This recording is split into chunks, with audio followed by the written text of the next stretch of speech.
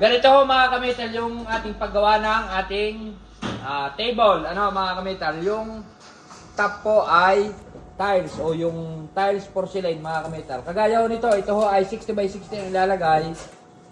1 and 1 half po ang ating ginamit na framing. Ano, tsaka yung mga leg ay framing. Tsaka ito ho mga importante mga kamital, tatakloban nyo ho ang ilalim.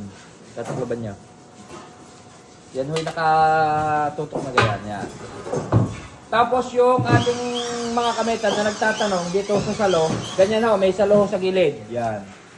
Palibot ho yan, may salo mga kamital. Nakasalo ho yan. Yan, may salo. May salong 3/4 by 3/4.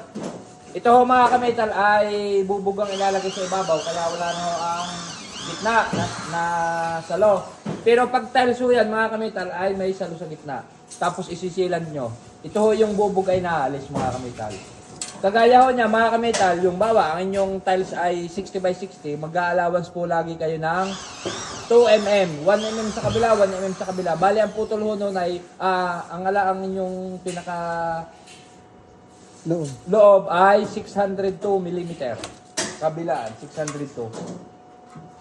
Okay mga kamital, ayos. Ayos na.